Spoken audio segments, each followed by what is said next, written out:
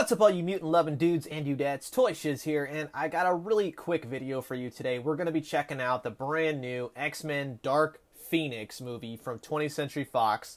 Yes, oh yes, this is the end, my friends. This is the end of the 20th Century Fox version of the X-Men franchise. And to be quite honest with you, with all the rumors and such that I had heard, I didn't think that this movie was actually going to hit theaters. I thought for sure it may end up actually being such as like a Netflix or some sort of, pay site where you could go, like Hulu or something like that. It's kind of shocking, but it goes to show that I think that it would be a good ending for fans of this particular franchise. I think that it's their rights in doing so. I think it's a great thing no matter what people's feelings are, no matter what my feelings are towards the franchise. I always think that you should have a bookend to a franchise that they've done for more than, 10, 12, 15 years now. It's incredible. Everyone knows the X-Men. The X-Men started off really the entire superhero franchise business. They started it off basically again with the cartoons in the 90s, and they did the same thing with the movie. So that's really, really cool. And everyone knows Wolverine, Cyclops, Jean Grey, Nightcrawler, you name it. If you want to go more obscure, I doubt where people get going. But you know what I mean? It's exciting. It's nice. And what I wanted to do here was kind of talk about my thoughts on the movie. Nothing to get worked up about. It's just simple stuff. So what I'm going to do is just want to watch the trailer with you guys. And then we'll just talk about it kind of shot by shot. So we'll go ahead and we'll start it now. So kind of starts off. It's a basic stuff. You see the X-Mansion in one of its various incarnations where it's not blown up again. The one thing I will say about this movie, though, is that I'm not really too invested with these new characters. I'll be quite honest. Didn't care for Apocalypse. Didn't really care for Days of Future Past, although it was okay. And I'm going to be honest with you, and you're all going to hate me for this one, I didn't really care for Logan. I like the Wolverine better than I like Logan. So, yeah, go figure. Even what they did with Silver Samurai. We got Cerebro again, then we see more of what happened with Jean Grey's parents. And, I mean, the trailer gives it away. Apparently they die and all that stuff. I don't even remember. I'd have to watch the movies again. And then you see Jennifer Lawrence, who's not in Mystique makeup, and they keep doing that with these actors in this movie. Magneto's back. Apparently that is Genosha. As far as his land of mutants kind of thing. Quicksilver's back. Storm's back. Beast is back. Not even Beast form, although we see him in Beast form. Jennifer Lawrence. Again, she's not blue. Also, this is really fun. That's the money shot right there. I like that you see them all in their XMen costumes. They're all in yellow. Beast is Beast. This is a heavily blue mutants movie. You got Nightcrawler, Beast, and Mystique, and they're all blue, so I think that's kind of funny.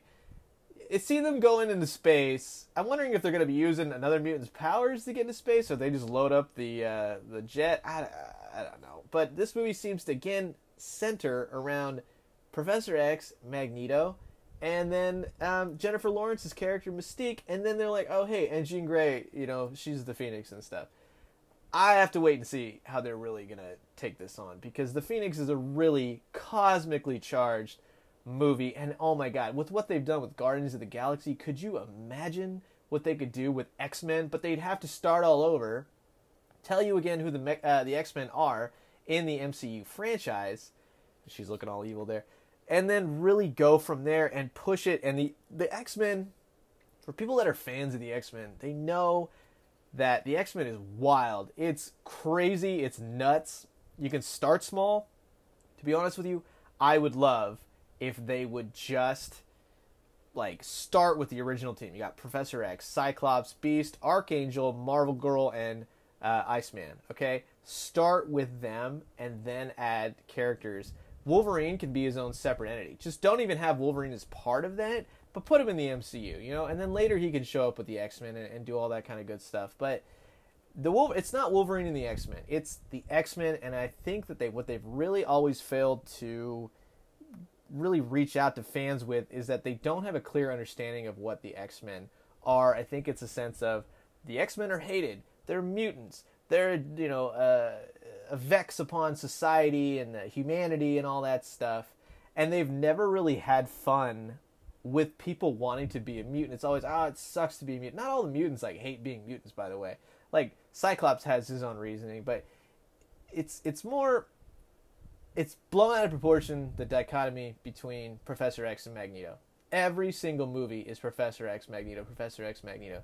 Stop. I want to see Magneto in his helmet all the time. If he takes that helmet off, then Professor X can take over his mind, and then that's what happens. That's why he wears that helmet, is to prevent him from being taken over by Professor X. He fears Professor X in that sense. Well, you know, they have that mutual respect and all that kind of stuff. But Magneto is done with. Like, leave him be, man. Apocalypse, that was terrible. I'm sorry. Oscar Isaacs, man, you're a good actor and stuff, but that makeup and that just version of Apocalypse, that was awful. I'm sorry. That was just Anyways, yeah, you get to that point where you think about it, like, man, so many missed opportunities with that movie, especially. Days of Future Past was like, it was okay, but I still didn't really care for it because, again, they tied it all back into Mystique, and then the Sentinels have Mystique's powers. Can't you just give us Sentinels that are giant and just have just a crazy X-Men battle where you're blowing up robots and, put Master Mold. Start having X-Men villains. Apparently in this movie, right, you have Jessica Chastain, who everyone thought was going to be Queen Lilandra, right? Takes over the Shi'ar, plays a big role in the Dark Phoenix saga from the comics, She's not playing that character. She is actually rumored to be a female version of Mr. Sinister. And right then and there, if that's a rumor, and it's a heavy rumor, then I'm going to say right there that they clearly do not have an understanding of the X-Men, because you can't make Mr. Sinister the female version. It's none of that stuff. We're not going into like, oh, you can't change this race or change this, the sex of this character and all this other stuff. No, that has nothing to do with it. It's Mr. Sinister, who is the look, the personality, and all the comic book history that he has. Make Jessica Chastain, Queen Lilandra. Make her the White Queen. Make her anybody. She's got blonde hair. There's so many different characters she could be. Why would you make a female version of Mr. Sinister? So if they're doing that, it further negates this movie for me. I'm just like, no, it's missed opportunity after missed opportunity of just like, pay attention. Start simple. Keep the story simple, but make it just awesome and make it so that they're showing off their powers.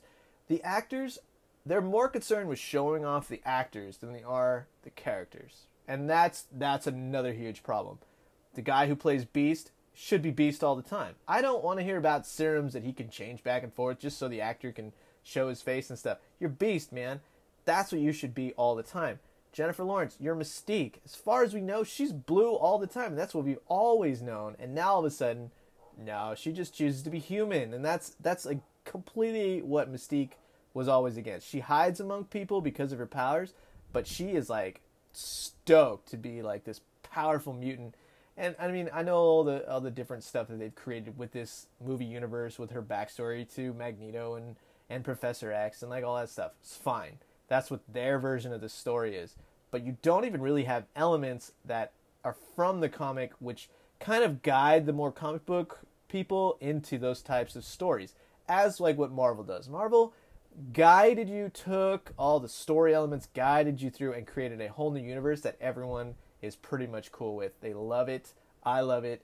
It held your hand and then said, you know what? I think you're to a point where we can all grow up and we're going to do this massive story. And that culmination was Infinity War. And it was an amazing movie.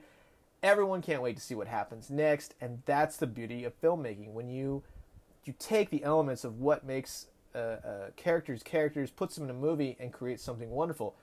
Michael Bay missed that with Transformers.